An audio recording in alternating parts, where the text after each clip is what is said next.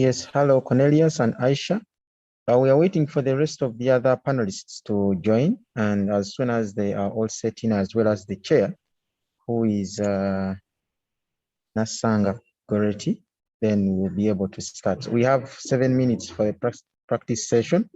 As soon as it clocks to 12:10, Uganda time will be beginning. So in the meantime, as we try to wait for the rest of the other panelists, as well as the chair, you could test your audio, your video, just to make sure that everything is well set up, don't have any interruptions. I'm happy that Cornelius has already shared, and so I think well set up. Thank you very much. Do you Cornelius, hear me well? I don't hear your audio. Could you please? The video is perfect, but the audio is not yet set up. You don't hear me? Yes, I still can't hear you.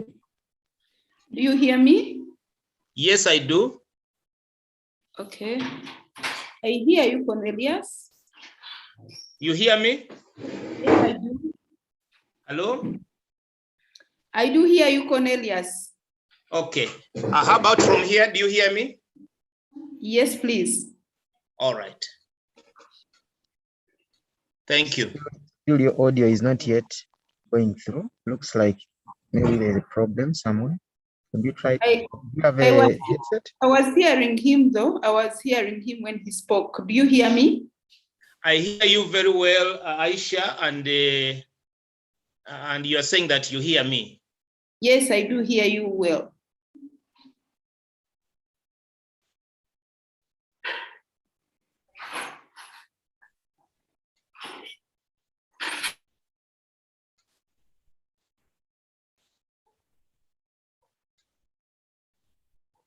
Is it okay now?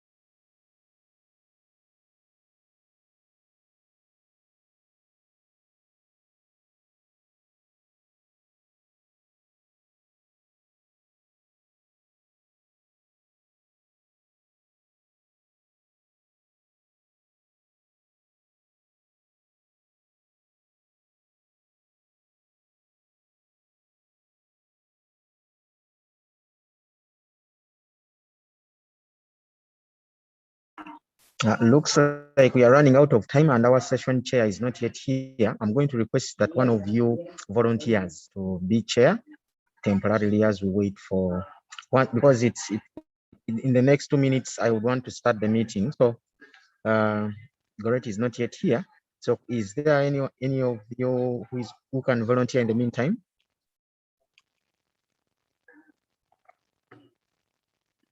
Aisha? Well, I would, but I'm presenting first. Is that fine? Hello? Yes, please. I'm saying I'm presenting first, but I don't mind sharing the session. Okay, so I think in the meantime, you can let me open up the meeting so that the rest of the other participants can come. Okay, but it's still just me and Cornelius. I don't know what is wrong with the others. Yes, please. It's just the two of us. I don't see Brenda. Marjorie was on. She left a little while ago. So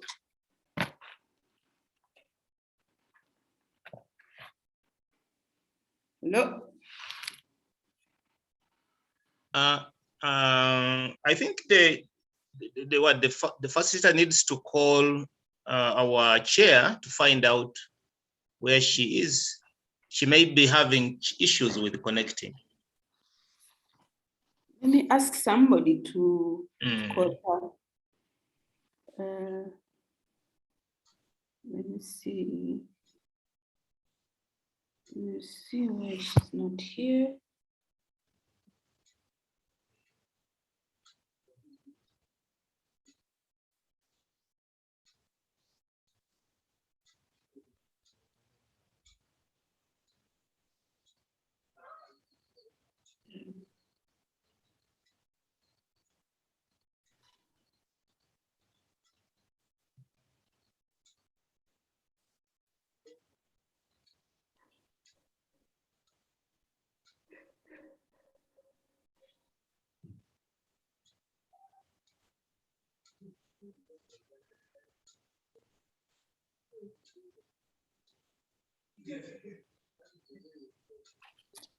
Okay.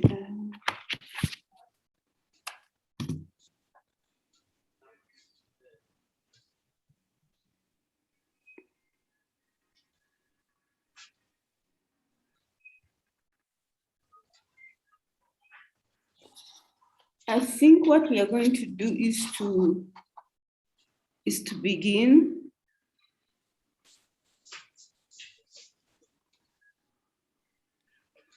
Yeah, that's just okay. Yeah.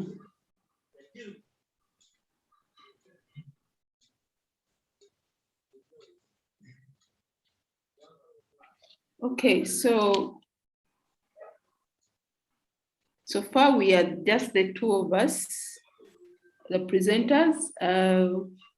Good afternoon, ladies and gentlemen. We will begin this session. As we wait for the rest of the team to come, we will each use up to around 12 to 13 minutes to present. So I will do the presentation, and as we wait for the rest of the team to join us, please allow me to share my screen so that you see what I'm presenting. Okay. So this is a study that I co-authored with one of my colleagues, Robert Madoy, and the paper is titled, "Is We They? A Cross-Cultural Study of Responses to COVID-19 Updates in Uganda, Kenya, and Rwanda." Just to give you a very quick introduction, COVID-19 was declared a pandemic in March 2020. And once that was done by the World Health Organization, countries and governments started to move very fast to put in place restrictive measures to ensure that the contagion curve was, contained. So because of this, this kind of quick reaction by governments meant that they needed unrestricted power to sometimes also impinge on our rights of privacy and other human rights. So you find that our freedoms were given up because citizens were looking for all ways to ensure that they don't catch the virus and to ensure that the virus goes away so that we can go back to our normal lives. So there was a lot of use of social media as countries tried to update their citizens on how to help themselves out of this pandemic, but also to ensure that they did not catch the infection. So we found that the social media platforms such as Facebook and Twitter became spaces where governments and other actors ran to be able to update their citizens and the world at large about what could be done to avoid the infection spreading from borders to other borders. But you find that there has not been so much interest, at least by the time when we did this paper, there had not been so much interest in how citizens were responding to government restrictive measures, especially in Africa. So what we decided to do is to undertake a study to understand how citizens within the East African region were responding to updates regarding the COVID-19 pandemic on Twitter. And so we chose to study Kenya, the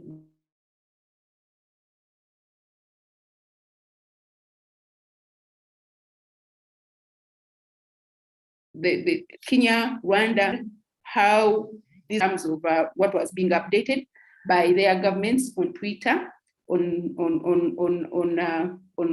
the issue of COVID-19. So what we did was to analyze these responses as they were posted on government Twitter handles. So we focused on the Twitter handles of the ministries of health in the 3 countries, but also on the Twitter handles of the heads of states in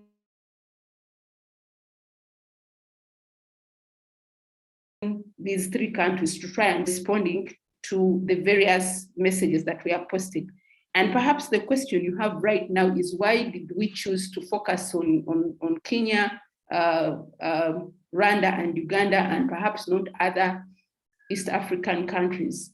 Our rationale was basically because when we researched the literature, we found that there had been a lot of writing about Uganda and Kenya from the point of view of the political cultures in these countries. For example, Trippi had described both Uganda and Rwanda as hybrid regimes, which were not totally autocratic, but were also not totally democratic. And yet, this same person describes Kenya as a liberal, a country that has tendencies of liberal democracy. So we wanted to understand how would that political characterization of these countries affect responses of the different citizens who live in these countries. And therefore, this is why we took interest in Uganda, Kenya, and Tanzania.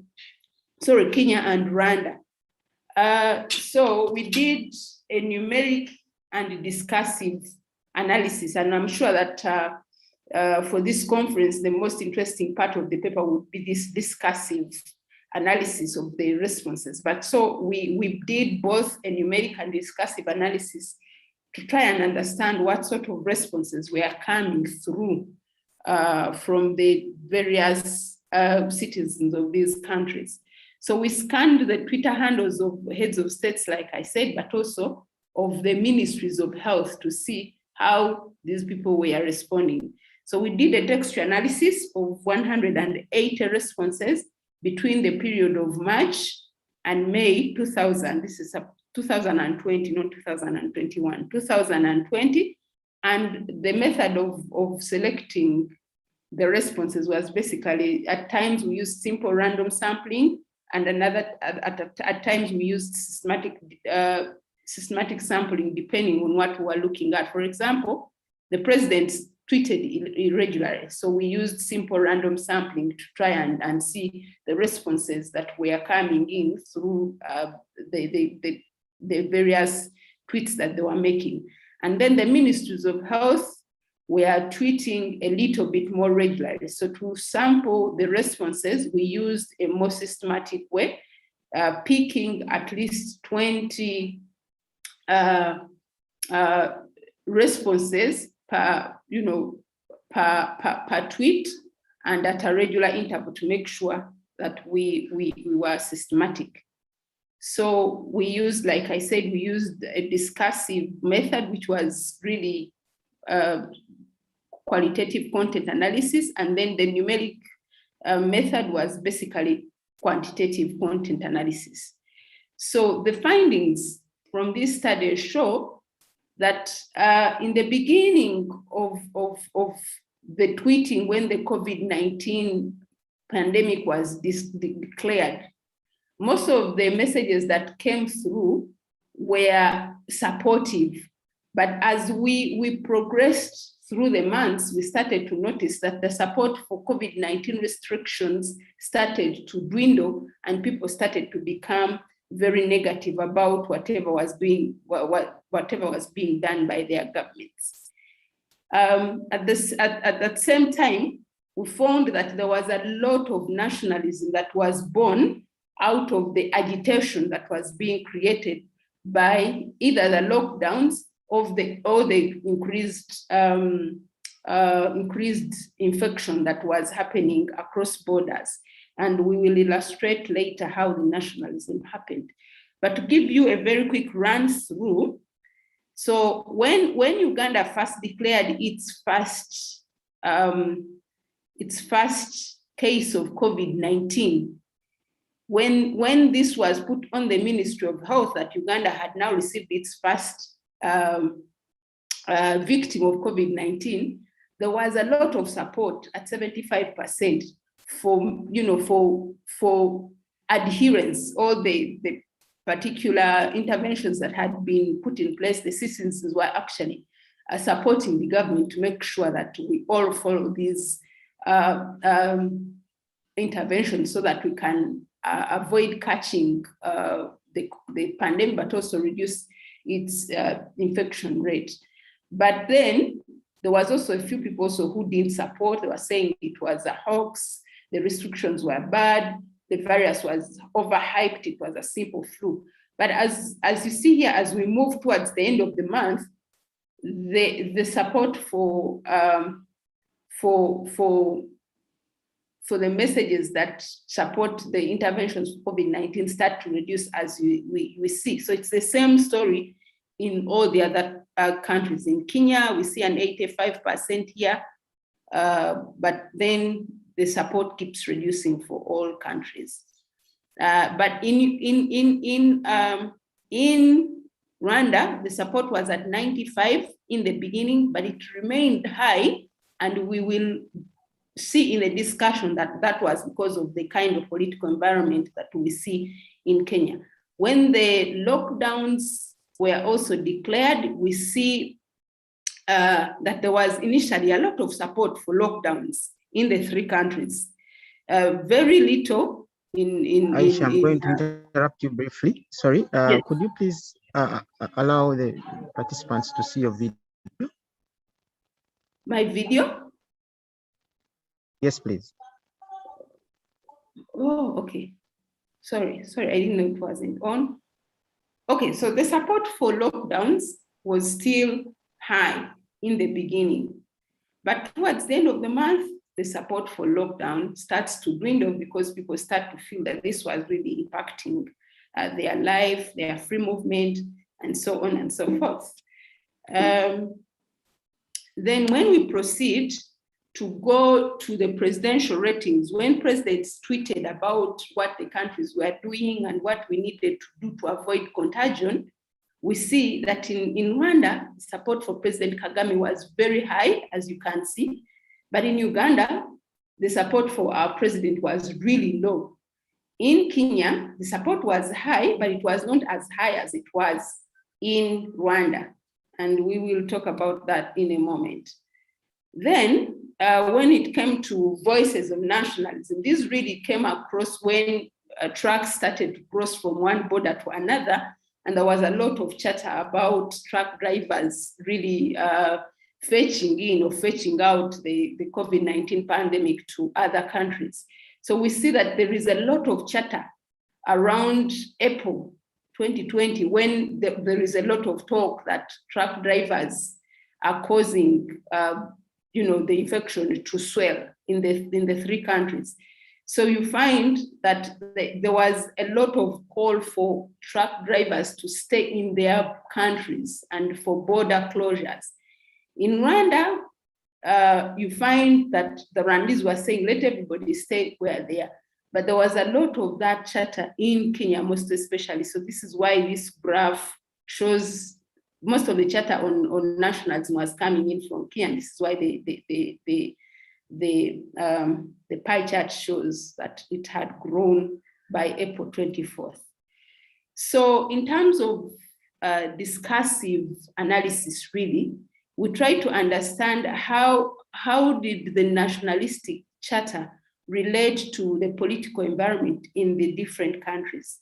So when we did analyze the responses in April 2020, we found that there was a lot of chatter calling for Uganda to stop allowing truck drivers coming into Uganda, and this is where we pick some of the messages we put on our study. Especially this one, you can see the hashtags that were being used at the time, but there was this one that really interested us, which was really in regard to Tanzanian truck drivers. There was a Ugandan who asked, are we Tanzanians? Are they us? Are we Kenyans? Are they us? Is we they? The whole idea was close the border, don't let them in because they are, exporting COVID-19 to Uganda. Same thing happened in Kenya. There was a lot of nationalistic chatter with Twitter users asking the government to respect as much as they could human rights, to really think about the citizens before they really think about using brutal means of making sure that the public followed the guidelines. But unlike in Kenya and Uganda, there was really no chatter that called the government in Kenya, rather in Rwanda, to behave differently. Instead, citizens were only supporting everything that the president was tweeting. Every time he tweeted, there was somebody saying, oh, we believe in you, oh, you're doing greatly. And so there were no questionings and questioning of the president as it was in Uganda and Kenya. So we find that there was really no freedom of expression in terms of Rwandans expressing their disregard or expressing their opposition to what the president was tweeting. So in terms of conclusion, we argue that the findings related to how citizens in the three countries related to the COVID-19 updates on Twitter and perhaps also on other fora shows that populations might be, that online populations might have been efficient in the short run, that the messages might have been efficient in the short run, but in the long run, people became really very tired of what was being posted and they became impatient. We also argue that to be able to reduce the number of COVID-19 cases and the deaths, it is important for interventions to design messages for the citizens and the public to understand which messages are appropriate and will be receptible under particular circumstances. And then we also find that the variations in the three countries in terms of how they responded to the messages also speaks a lot about the socio-political situations and the socio-political pressures in the three countries, in the sense that in Uganda and Kenya, where it is relatively easy to speak about the president and also to be in opposition about messages that could be posted about official government decisions, it was easy for citizens to speak up and perhaps oppose what was being posted. But in Rwanda, where it is not easy to really speak up, citizens remained quiet. There was nothing they were really saying except to clap for their president. So that is it in terms of conclusion. I want to stop there. Thank you very much. I'll stop sharing my slides now. Thank you very much, Aisha, for that presentation. Very exciting. I'm sorry I wasn't able to join at the beginning, but I'm standing in as one of as the chair, session chair. Thank you. Aisha, now we are going to wait to listen to Brenda Chitechi, and you have 15 minutes. If you can keep in your time so that we are able to listen to all the presentations. Thank you very much. Over to you, Brenda.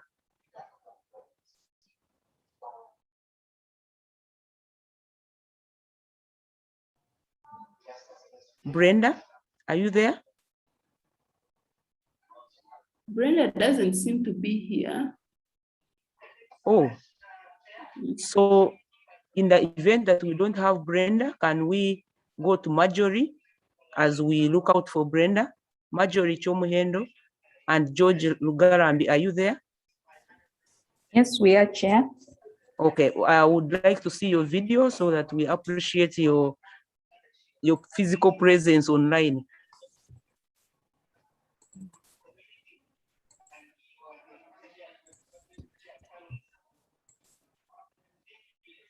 Okay. Yes. Yes, Marjorie. good afternoon. Yeah, Chair, I'll request that I stop the video because I have intermittent connection and I think it will affect my presentation. It's fine. But at least you can confirm that I'm here to present. Yeah, so I'll speak over the slides. Thank you. Oh, over. Okay. Go ahead. Okay.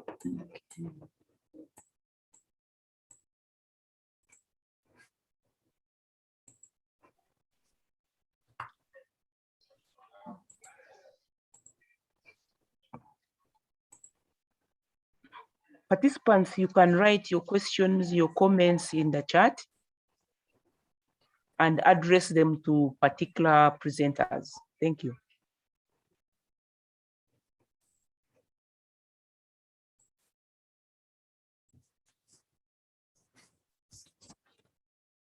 Okay, I think my screen is visible, right? It's very clear. Thank you. Good afternoon. I'm here to present a paper on COVID-19 and vaccination implications for present and future research. It's ongoing work that George Lugalambi and I are working on, but we have preliminary findings that we can share with you. So our presentation will focus on the current situation. We'll take you through the rationale.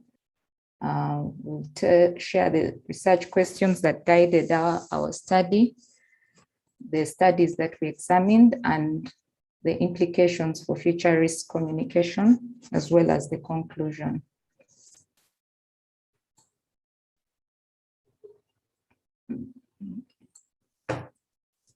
So currently, globally, COVID-19 is a major threat for which vaccination is a critical solution. Uganda recently experienced a surge in COVID-19 cases with alarming death rates. According to WHO, World Health Organization statistics, of the 2,808 deaths reported in Uganda since January 2020 and August 2021, 53% of these deaths occurred in July 2021. So as such, the government of Uganda decided to roll out a vaccination program, which is in tandem with what's going on globally, to try and mitigate the effects of the pandemic. And while accelerated vaccination is imperative to mitigate highly transmissible COVID-19 variants that keep cropping up, like the Delta, Lambda, and others that we've heard of, vaccination progress in Uganda is still very slow. Recent statistics from World Health Organization further show that as of August 8, 2021, only 1,123,000 vaccine doses had been administered, and yet the government targets to administer vaccination doses to over 21 million people. So from those statistics, we can tell that we are not doing well at that front. Reasons for slow progress in vaccination vary, but prominent among which and of interest to our study are social and individual behavior barriers that continue to dog the vaccination uptake process. Effective risk communication is therefore needed to ensure shared understanding of transmission reduction barriers, including vaccination uptake. So this presentation provides findings from a scoping review. First, it presents a synthesis of literature that we examined on the behavior barriers to COVID-19 reduction behaviors. It also presents a synthesis of literature examined on what different approaches to risk communication can be applied to different communication interventions so as to boost the uptake of COVID-19 vaccinations. Our inquiry was guided by 3 research questions. First is, what are the current behavior barriers to COVID-19 vaccination in Uganda? The second question was, how can behavior-informed risk communication materials persuade people to uptake COVID-19 vaccination? And the third question was on how can risk communication increase and sustain people's adherence to the appropriate COVID-19 prevention behaviors.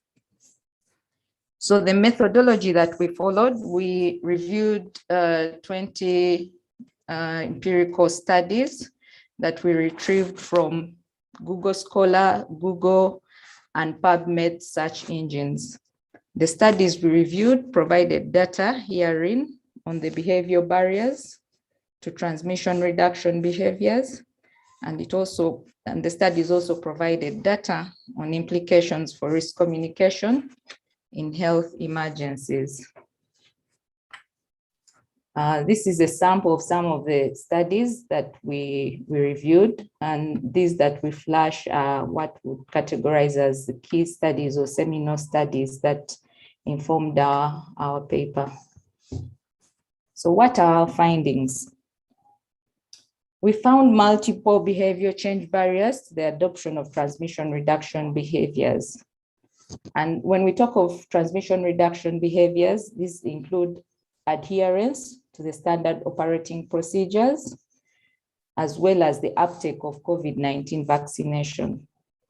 Now, prominent among these barriers is the infodemic. And what do we mean by the infodemic? Here is whereby we found that fake news and misinformation created major competing communication with ongoing risk communication messages. As you can see, some of the samples we've flashed on that slide, most of this fake news manifested in form of false claims about the safety of the vaccine. Other false claims were about the efficacy of the vaccine, the ingredients that are in the vaccine, the side effects associated with the vaccine. For instance, there were claims that there are people who would die upon taking the vaccine, or that the vaccine would cause infertility, especially in males. And there were also false claims about the purpose of the vaccine as being meant to wipe out certain populations in the world. Now, amidst all this misinformation, social media did a good job in amplifying the spread of misinformation, with some of this information finding its way in the mainstream media. For example, among the studies that we conducted, studies by Kasozi, Bevo, Dixon suggest that exposure to misinformation may play a role in reducing a person's intention to get vaccinated. So these barriers were quite a huge hurdle to the uptake of COVID vaccination. Other barriers that we found had to do with individuals' low risk perception. I'll talk about low risk perception and optimism bias together. Now, with these two, we found that there are people, especially the young, who felt that they were not susceptible to catching the virus, either because of their age or because they did not have any underlying conditions that would predispose them to catching COVID-19 vaccination. And then other barriers were that people lacked a basic understanding on how to reduce their personal risk. Because even if there's information on the standard operating procedures, people were not conversant about what is, say, 2 meters apart, 2 feet apart as one of the standard operating procedures, or on the efficacy of the mask and other things to do with the SOPs. Then entrenched social norms such as people not being used to washing their hands regularly, people not being used to social distancing, I mean, especially in African contexts where people are used to socializing and doing things in a communal way. The whole aspect of tonsemberera, for instance, don't get near me, or staying away from family and loved ones, did not augur well with what they know as their social way of being. Other barriers had to do with political polarization, where we noticed that there was a culture of mistrust by the public to government, okay, where people didn't believe some of the communication or messages that were coming from government, and this could have been influenced by different aspects, either bias towards government's previous history of governance, of management of funds, of sharing information, and so on. Then the other barrier was an economic loss aversion, where people found health as not a priority compared to finding what to eat, fending for their families, fending for them even as individuals. So health wasn't an issue compared to them being able to earn a living. And then we had the aspect of social rejection, which manifested in terms of fear of prejudice and discrimination that made people who knew that they were COVID-19 infected not even ready to disclose their status because of fear of discrimination. And the other barrier was on the burden of following standard operating procedures even after vaccination. So there seemed to be a conflict because, as we know, vaccination, when one is vaccinated, say against measles or polio, the chances that they'll catch the disease are really minimal. Whereas with COVID-19, you still have to adhere to the standard operating procedure. And then we had also situations where the impact of the lockdown, for instance, in Uganda, you had more people dying either due to malaria or failure to access their HIV/AIDS medication, or due to high-handedness of security forces that tortured them, compared to the number of people that were dying because of the virus. And also inequitable access to the vaccine is a huge barrier, because whereas people are being encouraged to uptake the vaccine, they're not able to access it. So all these compounded risk communication efforts are aimed at promoting vaccination uptake. So having looked at these barriers, we can see that these provide fodder for risk communication interventions that aim to create demand for vaccination uptake and adherence to standard operating procedures. So we'll now focus on what risk communication efforts should be mindful of in order to facilitate effective risk communication interventions. So the first thing to be mindful of is that planned communication is essential in any risk communication intervention during health emergencies. While it is true that there might not be enough time for an elaborate planned communication intervention during emergency situations, it's important to understand or to appreciate the importance of planned communication processes being applied to any risk communication interventions.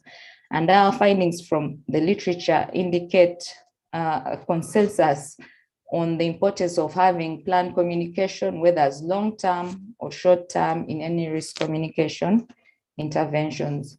And so just to summarize this, it would be critical for any communication planners to be mindful of what behaviors need to be changed, who should be targeted, when we conduct an audience analysis, for instance, who needs what kind of information, where are the knowledge gaps, what is the audience's, what are their information needs, what are their communication habits. All these would come in handy when designing planned communication efforts. It's also important to develop messages by a theoretical base, and that will be elaborated shortly. The importance of pretesting messages, the importance of deploying the most relevant channels that will reach the target audience, the importance of monitoring what's going on in the communication environment. What are people saying? How are people responding to ongoing messages? What are people's vibes around COVID-19 and vaccination? It's important to continuously monitor what is going on so as to inform what needs to be communicated to the audiences. And of course, the aspect of evaluation also would help improve future risk communication efforts.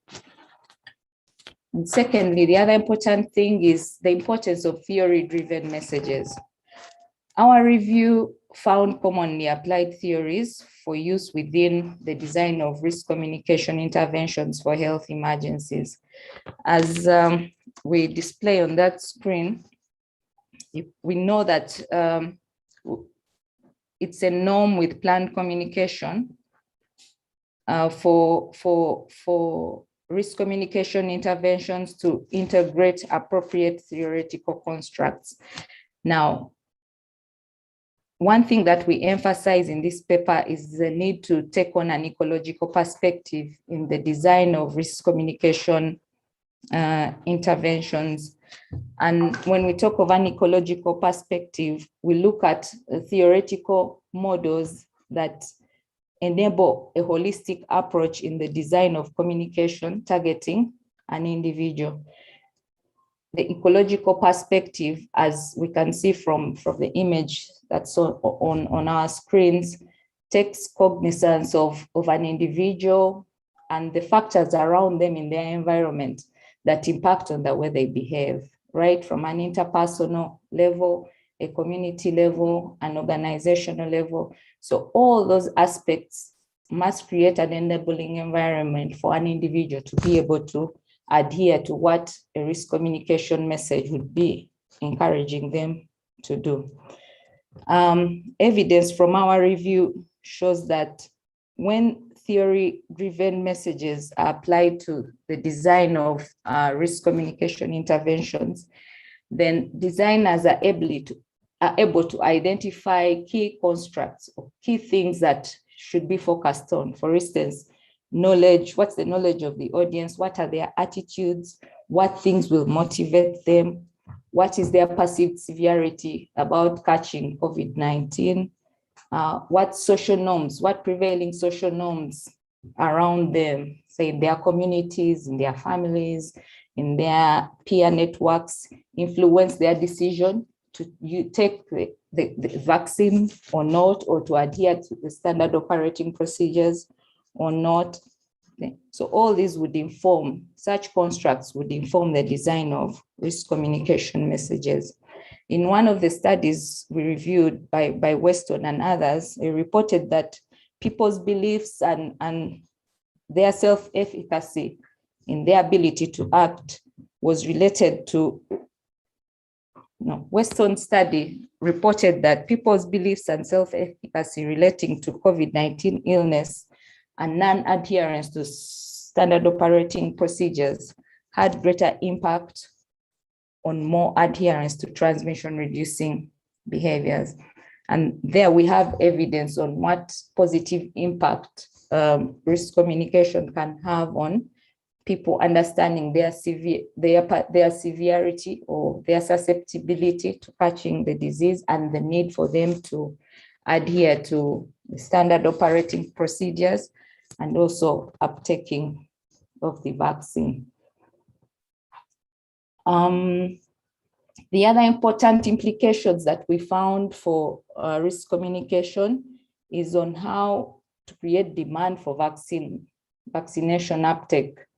One of the key issues that would need to be need to be dealt with is debunking misinformation about COVID-19. If you recall, we mentioned that one of the key barriers was on the infodemic, and we proposed that ways in which such misinformation can be dealt with is to avail scientific information and facts to the populace in a timely manner, to continuously do fact checking and correct any misinformation that could be going on in the public domain, partnering with the media, since they are an important platform through which credible messages can be disseminated to the populace, leveraging the support of opinion leaders.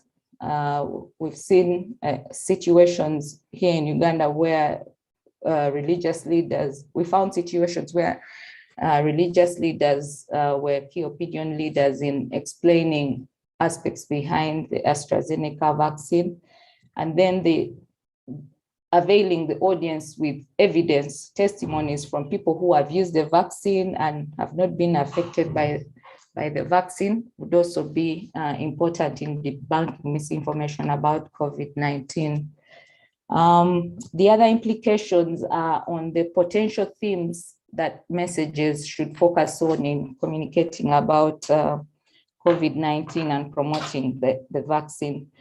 We wrote for message themes that target cognitive levels of individuals, and here we're looking at people's knowledge and their attitudes towards information about COVID-19, towards the vaccine, towards what's going on with COVID-19.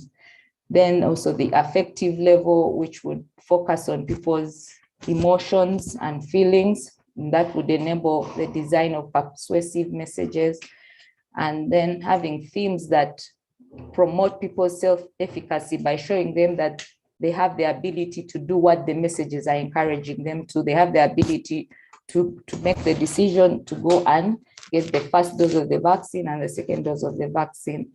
And then also message themes that target social norms, okay, that were identified as barriers to uptake of the vaccine, and also to ensure that there's an enabling environment. If people are being asked to go and get the vaccine, yet they are not available, if people are being asked to go to point X, health center X for the vaccine, and they get there and they're chased away, that is not an enabling environment. So with the potential message themes, we envisage that communication should be able to debunk myths associated with the vaccine. They should be able to define what services are available and where these services can be accessed. Should be able to educate the people on the various benefits of vaccination. Could be economic benefit. They'll be able to go back to work and earn a living. They'll have better health. Their chances of survival are high, and could flash the number of people, statistics on number of people who are dying, and so on. And still evidence-driven messages by sharing testimonies from vaccine beneficiaries would be important message themes that risk communication interventions can focus on. We also identified different message appeals that could probably motivate vaccination uptake. And one of the things that stands out in the literature is the need to balance fear with positive appeals. Now, fear appeals are the kinds that will show the dangers of not doing something. And sometimes when people feel that fear is overwhelming, it can discourage them from adopting the behavior that's being promoted, but also at the end of the continuum, it could jolt them into adopting what the message is promoting. But when balanced with positive appeal, it allows for an individual who receives a message to know that whereas this message arouses fear, it shows that there's something I can do to avoid being negatively affected by not adhering to the message. So we propose that some of the appeals around fear could emphasize the catastrophic potential of COVID-19 and share statistics on people who are dying, show images of people who are dying, talk about the catastrophic potential at a national level, at a global level, at their community level, so as to drive the message home. The other appeal, fear appeal that we thought could be applied is the threat of personal mortality and morbidity. So you have messages talking about the possibility of one suffering for several weeks if they are not vaccinated, or one succumbing to COVID-19 if they don't adhere to the standard operating procedures. Other fear could be around them losing employment, or the threat of them losing their loved ones, family, friends, workmates, and so on. Now, on the other hand, the positive appeals would promise things like return to normalcy. If you take the vaccine, if you adhere to the standard operating procedures, then we won't be in lockdown mode as we've been. Then people also need to be assured there's scientific evidence to show that the vaccine is safe. There are testimonies from people who have taken the vaccine and they're okay. So we need to assure the people around the safety of the vaccine. And the other positive appeal would be on humanizing COVID-19 so as to overcome the whole aspect of social rejection and also create an end to stigma. So we can have media, we can have people's stories talking about how they suffered from COVID-19 and were able to overcome it, so as not to make it like it's something that should be have people stigmatized over. Then the other important implication for risk communication is what we categorize as the information ecology. And here we found that risk communication interventions need to generally take an audience-centered approach when designing communication, not just focus on what communication designers think should be communicated, but hear out from the audience, have the audience participate in determining themes, in determining knowledge gaps that need to be addressed, in determining the design of communication materials. It's also important that information is tailored to different audience segments, that there is continuous monitoring of public opinion and perceptions so that it continues to feed in the messages that are being generated. And also in understanding the information ecology, it's important to continuously monitor what are the barriers to adherence to the standard operating procedures, what are the barriers to COVID vaccination uptake, so that those are addressed in subsequent communication. Reinforcing positive norms would also, positive norms like washing hands, like wearing the mask properly, washing hands with soap, social distancing, those would enable such messages would tackle the whole aspect of social norms that are barriers. And then also having credible and persuasive sources of information is very critical, since the person who is communicating to the audiences can either put them off or persuade them to listen to the message in the first place, and then also adhere to what the message is saying. And like we had mentioned earlier, it's important to link communication to efficient vaccine service provision. So we conclude that from this prospective study, the findings provide evidence-informed risk communication approaches that will shape future research, and risk communication programming This in turn would boost COVID vaccination uptake and transmission-reducing behaviors. We note that future work and research is required to integrate and test the risk communication approaches presented herein within health emergency communication programming. Thank you for listening to us. Thank you very much, Marjorie Chomwendo and George Lugalambi, for the presentation. I believe participants and attendees are noting down their comments and questions. I would like now to call upon Brenda Chitechi, if she's back. She's around. Brenda? Brenda? I think Brenda is not in the house. Therefore, I'll call upon Gulere Wambi to proceed and make his presentation, and then we'll have time for questions and comments. Thank you very much. Over to you, Gulere.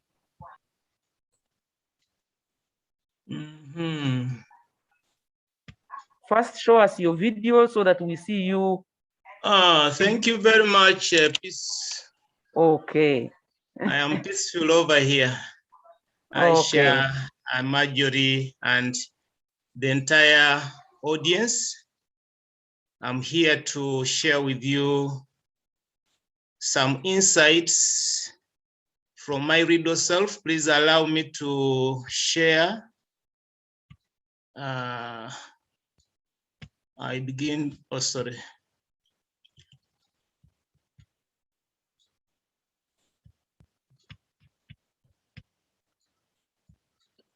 Please allow me to share my screen. Okay.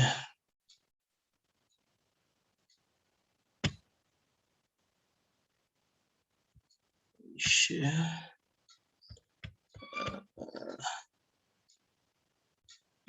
Share.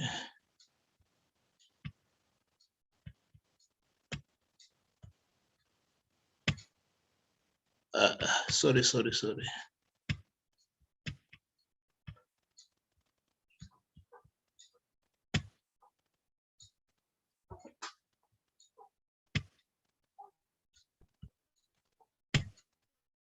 That's it. And you still see me? No, you don't have to see me. Good afternoon, colleagues. We are here on disruptions of the COVID-19 pandemic. My colleagues have ably presented so much.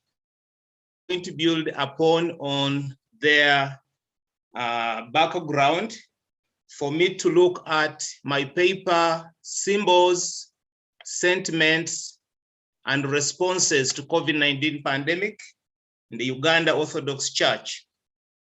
As you can see, that is a holy temple, St. Sophia in Luwafu. And it is, as you can see, very desolate. The places of worship have been closed down for nearly 2 years. And that building, however holy it is incomplete without people. Because according to the Holy Scriptures, people are the temple of God. And when we go into the history of the church as well, the first house that was built for God was by Solomon. He did not desire houses before because he does not live in houses made by man. He lives in houses out of his creation, and his best creation is a human being. So the human being as an image of God, the human being as a symbol of this unity between God and man is what we are concerned with in faith and worship. And what happened during the pandemic was that this physical temple built by man remained desolate, and the temple that was meant to be there in that building instead was locked back at home. And basing on our understanding of society, children and people grow from one stage to the next. And in the process of growth, they become adaptable to situations. This baby here came into the world without teeth, and yet now she enjoys a lot of teeth, and she's even putting on a very, very broad smile. This picture was also taken under COVID. This teaches us right from the start to observe changes in life's situations, that nothing is cast into stone. Therefore, the Uganda Orthodox Church, unlike any other Orthodox church, whose definition might come later, but I would like to go into the gist of the matter straight away, performs the mysteries of faith not in the building per se that we showed, but in the temple, which is man. And so it is in that temple that our analysis of responses and adaptations is going to be best. And here, I would like my audience to know that these are the main, what do you call them, mysteries of faith in the church. That is baptism, where a person is wholly immersed in water, and the Holy Spirit bestowed upon him or her through the invocation of the priest, which priest then marks them with a symbol of the Holy Spirit, putting them into the same body of Christ. That is called chrismation. And then in between there are two stages. Confession is to confer, to go to another, to go to the priest, to go to a higher authority in the church, in whichever form, physical or otherwise, to share your challenges as a person who is traveling this journey. And the Eucharist is to obey the commandment by Christ himself that when you take my body and you drink my blood, I am in you and you are in me. So we are one and the same person. In the marriage is a stage which may be taken as from the Garden of Eden. Again, the temple there was not a building, it was a garden. And in that garden, Adam was made and he wasn't happy. So God decided to make woman to give him companion, and they became happy. So there is a choice in the Orthodox Church either to get married or not to get married. And after that, there is the stage of ordination. It is also a mystery. Ordination is for you to be set aside to serve in all those sacraments, including the last one, which is called unction. That is usually the prayer for those in very difficult situations of health and would need special prayers to help them recover from their ailments. And just to underscore that according to Christ and according to the Orthodox Church teaching, sin is the source of disease. And therefore, when we fall short of God's glory, we suffer disease. Not because disease is brought about by God, but it's as a result of our own disobedience. So I am using the proverb that ekiri muitu chimanibwa mwenecho. That is a Lusoga proverb. What is enclosed is known by its owner. So do not be surprised that some of these things I'm talking about may not be familiar or even make meaning to you. Also because I am using the riddle theory of an insider experience reflection. In riddling, the audience participant may belong to a special group, like now we are talking about the Orthodox Church group, and they use signs and symbols to express themselves. But what is of importance to us now is what is known to them cannot be shared fully in words and actions. But it's mainly those who are the insiders who will know how and what is exactly being shared. Even if the answer may come out, even if the rules may be there, even if the regulations, the SOPs and whatever, it is the insiders who will know how to go about whatever they intend to achieve.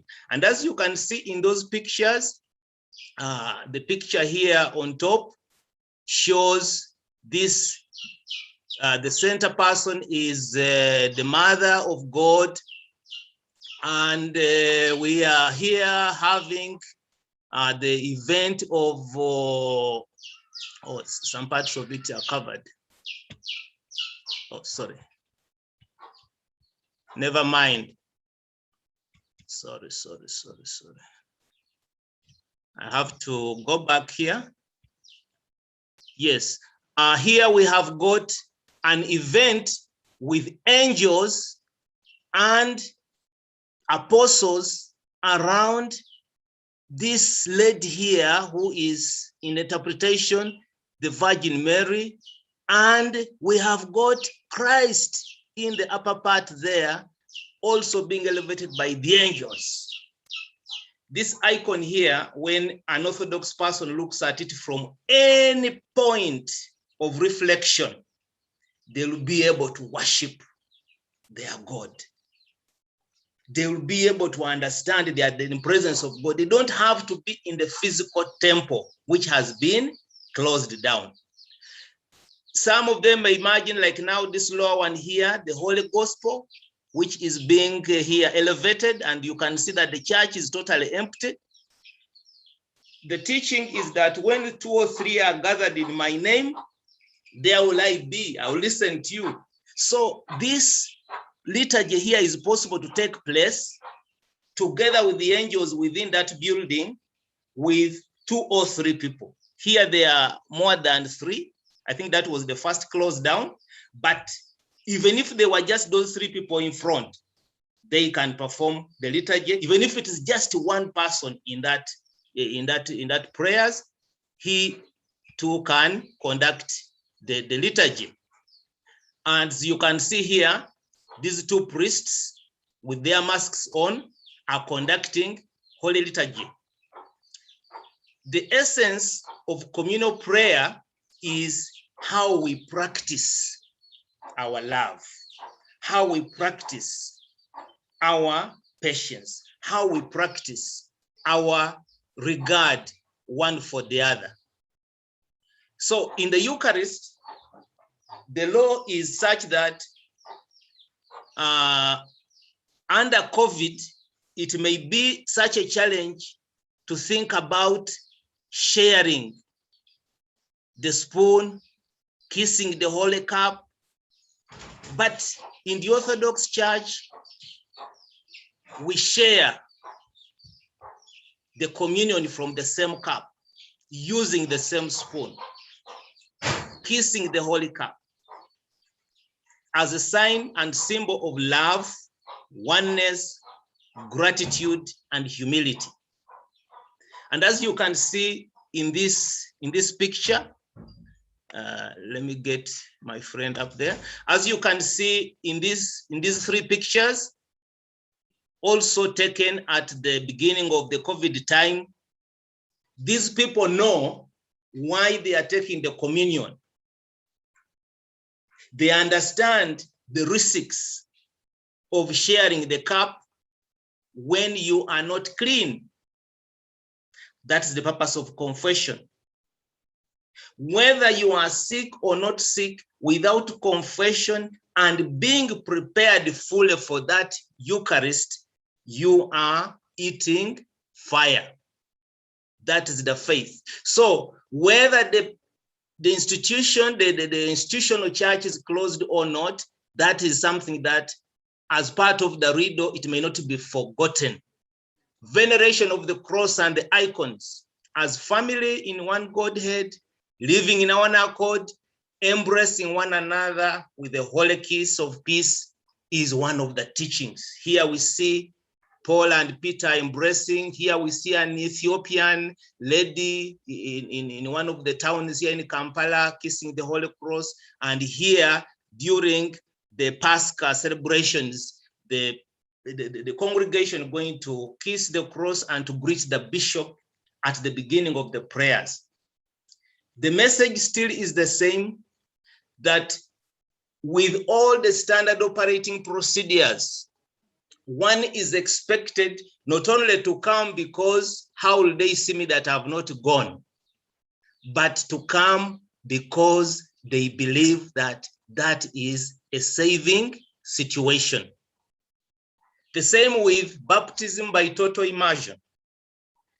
How do you know that the baptismal font in which I'm going to be baptized, not alone, but all the catechumens who are to be baptized, will be baptized in the same water, like Jesus was baptized in the same Jordan River with all the others. Those with leprosy and those who were clean, they went in the same. The Holy Spirit is present and seals the person who has been baptized. I think it was the same essence that these prominent eminences were trying to do when they were releasing those doves. The Holy Spirit that comes and descends on us is also received during that time. Again, it takes faith and self-sacrifice, to which God invites each one of us to love him and to love our neighbors.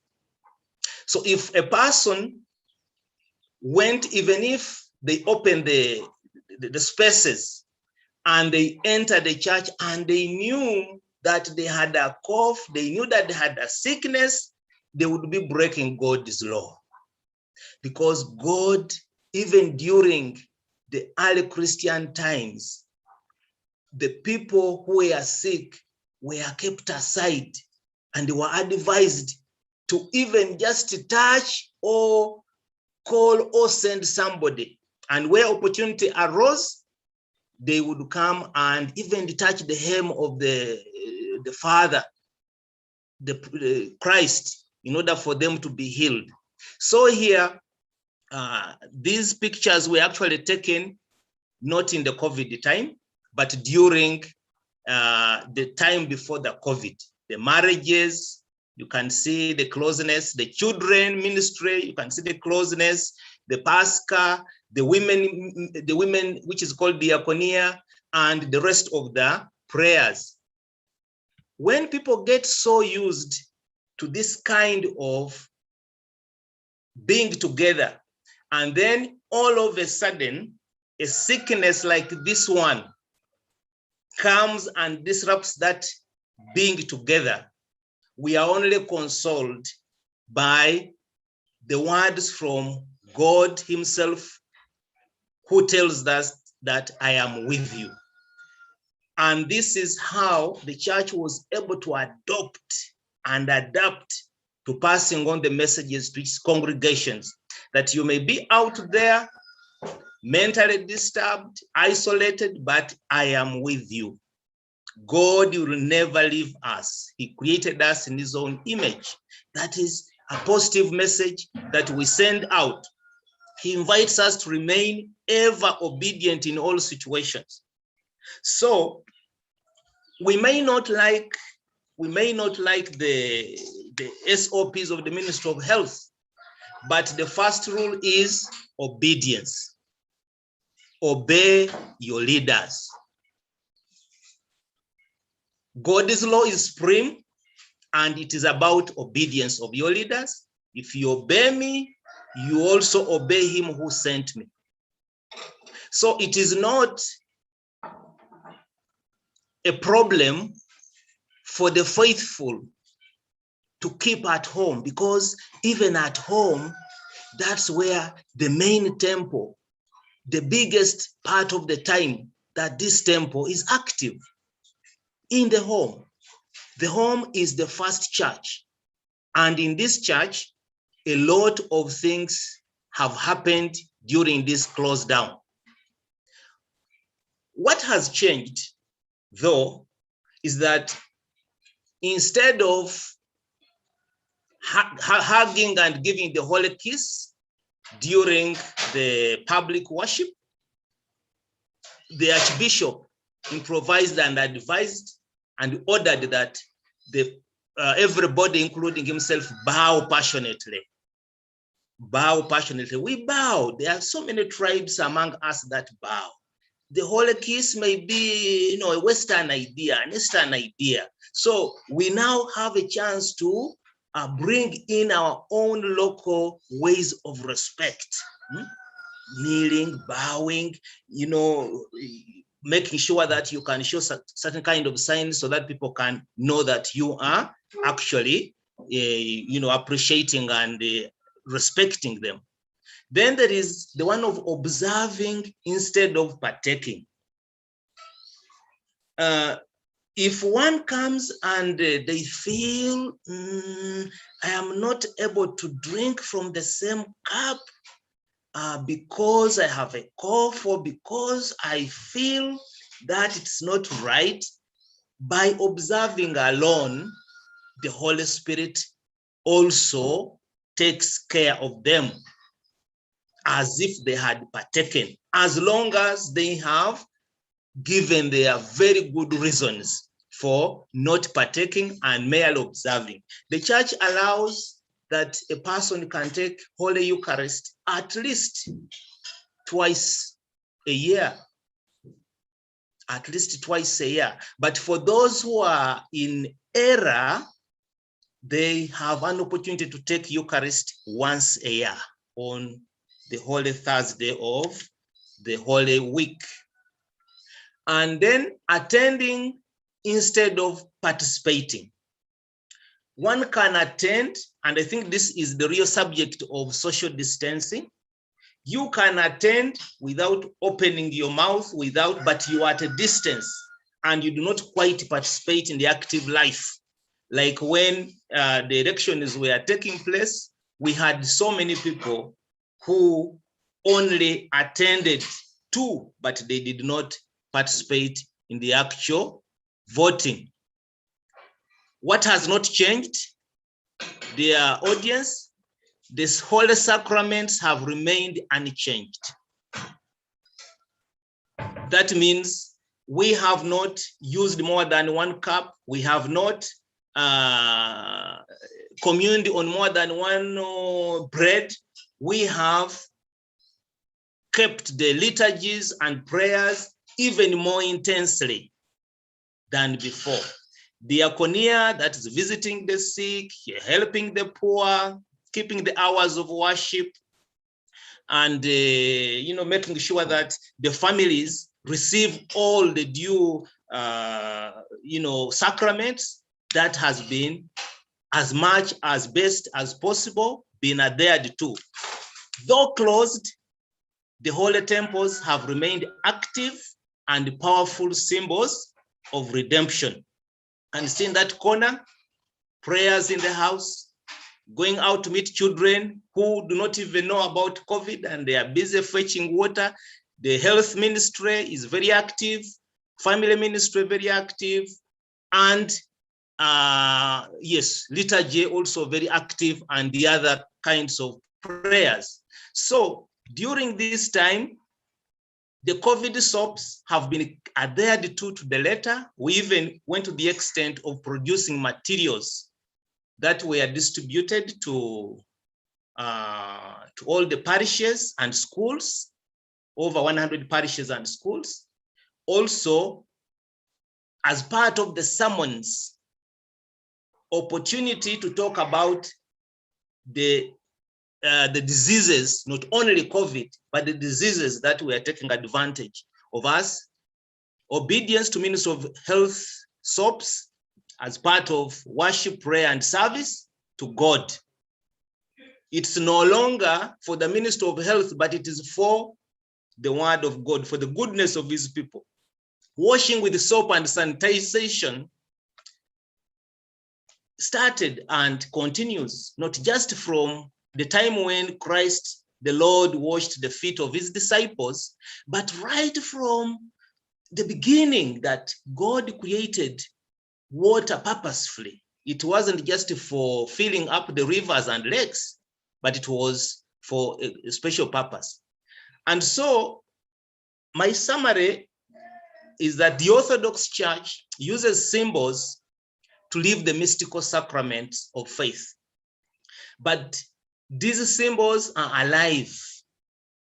These symbols are part and parcel of everyday life. They are not fixed by any laws, and they are not fixed by any physical place. They are as mobile as the Holy Spirit wills. Baptism by immersion in a common font and Eucharist by the common cup and spoon is pure, and to the pure, all is pure. Whoever seeks to be baptized and they feel that they cannot be baptized together with another person, then they have an impure mind, and that's not a function for them. How then is it possible to worship mystically and universally under COVID-19? The agency is to clearly have a mind of faith. Faith is the main agency. Without faith, it's not possible to worship mystically. Without faith, it's not possible even to take a COVID test or even to take COVID treatment. So in all, we call about the agency of faith. And the theory that I've used is the theory of riddling as an insider reflection on sentiments, responses, and adaptations to matters of the mind, the news, matters like faith and suffering. People are suffering. They are suffering in many ways because of this COVID, but that is because they have not adjusted their minds to appreciate and understand that the situation in which we are is not permanent. The situation in which we are is easy to overcome as long as we are obedient, as long as we are patient, as long as we show love and joy even in suffering. We have the practice of passionate vows, like I said, in place of the holy kiss, observing instead of partaking, attending instead of participating, has enabled us to register a very, very negligible number of losses. And not the losses that we had were not as a result of partaking of the Eucharist, were not as a result of celebrating liturgy, were not as a result of attending church, but these were as a result of other underlying sicknesses and illnesses that our deceased had. Even those that fell sick, some of them had predisposing factors that are different from participation in church. The divine truth does not change, just as light does not wane in darkness. And this is the unchanging faith that the people are encouraged to follow. So with COVID, AIDS, political turmoil, the divine truth is the same. It doesn't change, because light will never be put out by darkness. All we need to do is to respect one another as a virtue, to love one another as a commandment. Many communities have looked at masking in different ways. The Bible talks about the mask and whatever, but we agree with the understanding that using the mask is a sign of love. So we made masks and distributed them among our priests and parishioners to make sure that they too can take the message around that I am protected in order to protect you because I love you. God bless you all.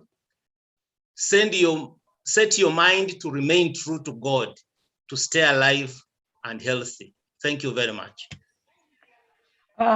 Thank you very much, Dr. Gurere. I'm happy that we still have time, but I want to call out Brenda. Is Brenda in the house, so that we see whether she will have time to present? Brenda? No, she's not. She's not. Unfortunately, you didn't have attendees in the house to ask questions, but maybe I can give time to you, to Cornelius, to Aisha, to Marjorie, to ask if you have questions, then I can also ask mine. Thank you. Over to you. If you have a question for each other, you can ask now.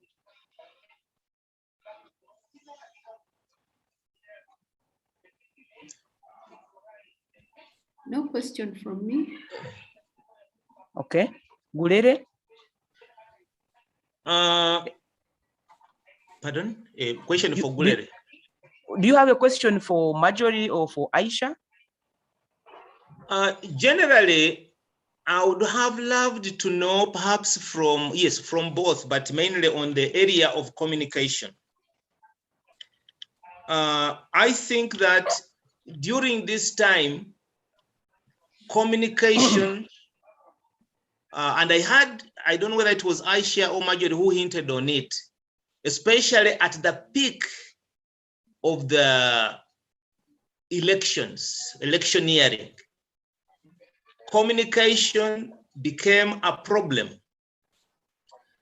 because it was not very easy to distinguish between political and health matters. And so we would be very interested to know the difference in infections before the onset of the campaigns, during the campaigns, and after the campaigns. There is an argument that the methods of containing COVID during the campaigns were not justified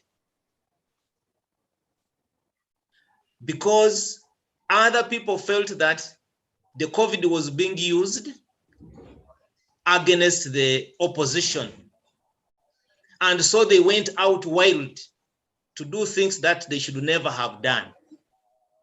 We would like to know, were people or were the infections heightened during those moments and times of the campaigns, or did they remain stable?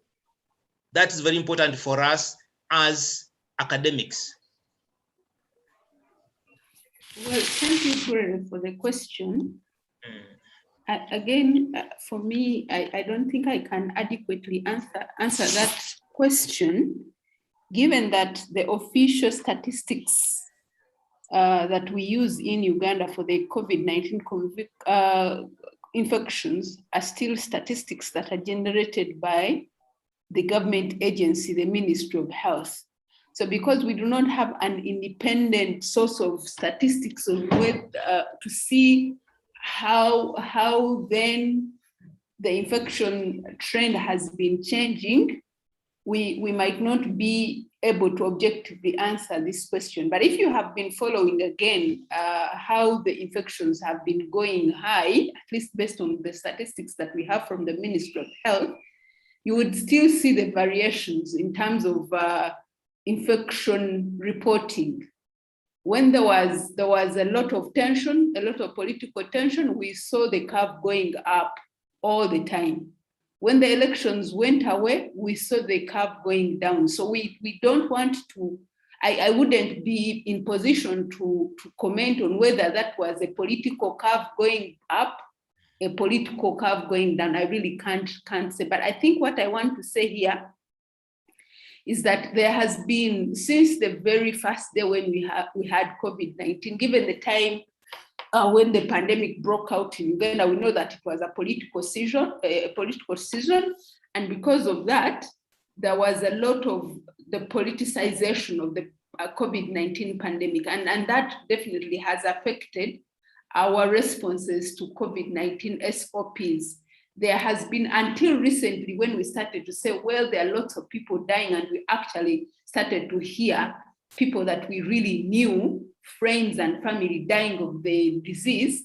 Many people thought that there was a lot of politics, there was a lot of politicization of the COVID-19 campaign and the pandemic itself, and they didn't think that the COVID-19 as a pandemic was really in our midst. So I think for us as communications people, we see how the politics has really eaten away from authentic communication, from authentic health education, from authentic social mobilization that would have really fed into our efforts to halt the spread of the pandemic. I think that is what I want to say, but I really can't comment about whether the numbers went down because of the calm in the political environment, or they went up when the politics was really hot. So that is difficult for me to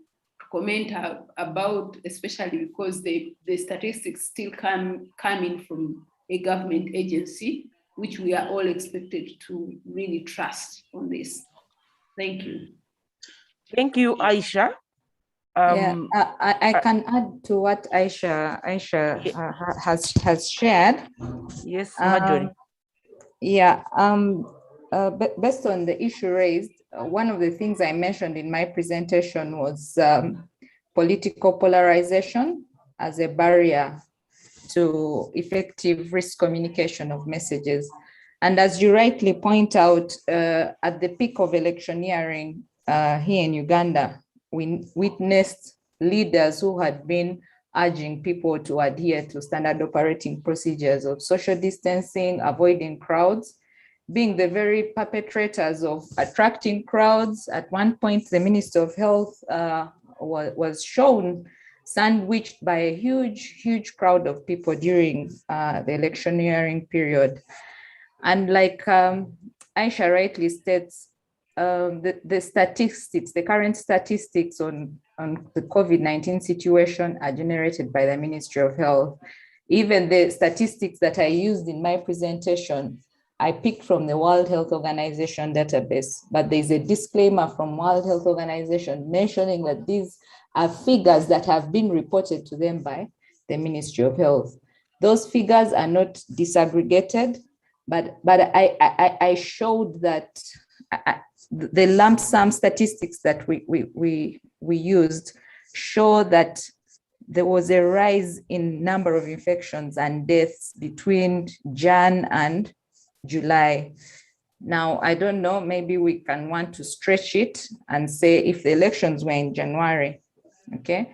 how long did it take for the virus to mutate and cause a hike in infections? Because later in the year, June, July, we started seeing numbers going up, and that got us into a second wave and the lockdown. I mean, in July alone, we had 53% of the deaths occurring, of all the deaths that have occurred in Uganda since January 2020. We had 53% of these deaths occurring this year in July. So that could speak to the virus having been precipitated by the crowds around that time. But like you rightly state, one of the things that risk communication interventions can focus on is ensuring or urging leaders and persuading leaders to be exemplary, because it's one thing for the leadership to ask people to adhere to SOPs, but if people see them acting contrary to what advice they're being given, then that creates mistrust, that creates skepticism, which eventually affects effective communication on SOPs and COVID-19 vaccination uptake. Thank you very much. Thank you very much, Marjorie and Aisha, for your response. I would like to raise a few, not questions or comments, some comments. I listened to you, especially on the issue of comparing Rwanda and Uganda and Kenya in terms of containment of the pandemic. And I wanted to ask Aisha, do you think having a common language like Uganda, Swahili and Kinyarwanda in Rwanda enabled or made it easier for the Rwanda and Kenya compared to Uganda? And is it a barrier to effective communication, especially in the time of a pandemic like this? I also have another question, which is on policy kind of influencing. What is there any would make to the government, which combines politics, health, economics, and amalgamation of different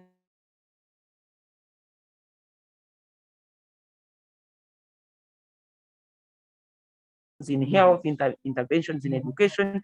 So what kind of policy recommendation would you make for a government like this in times of healthy emergence? Then the other question I would also want to ask, I think, Marjorie, is about how do you plan communication in an emergency situation for a country like Uganda, which has multicultural, multi-tribal, multilingual communities? To plan, how do you plan for that kind of communication?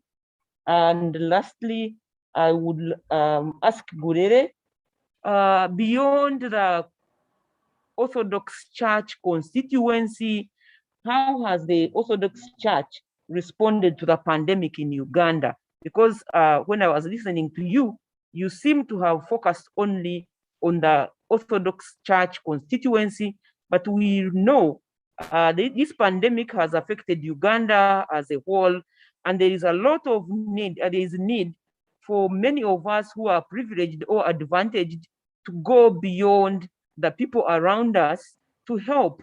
And as the slogan goes, in other words, as an Orthodox Church, what have you done to go beyond the Orthodox Church constituency in this pandemic? Those are some of the few questions that I wanted to raise. Thank you. Very, very quickly on the question of language, whether the fact that the countries, Kenya and Uganda, you said, are more fluent in Swahili, and therefore the responses were different. When we're talking about, when we were analyzing the cultural responses, we were really more interested in the political cultures in terms of the level of democracy in the three countries. But speaking broadly about language, of course, you know the language of Twitter is English, and not simple English. You will, if you have been keen to try and see the language that is used on, for example, Facebook, you will see that it is quite different from the language that is used on Twitter. The English that is used on Twitter is a little bit more complex. So if you go to a country like Rwanda, who were initially Francophone, and now they have been trying for the past few years to transform into an Anglophone, you will find that their level of English is compared, is not as advanced. I would assume, I haven't been there, but I would assume that the English language there is not as advanced as it is in Kenya and Uganda. So their expressions about COVID-19 on Twitter might have also been affected by this particular aspect, but that is something that we can interrogate further and see how language played the role in how the countries responded in that regard.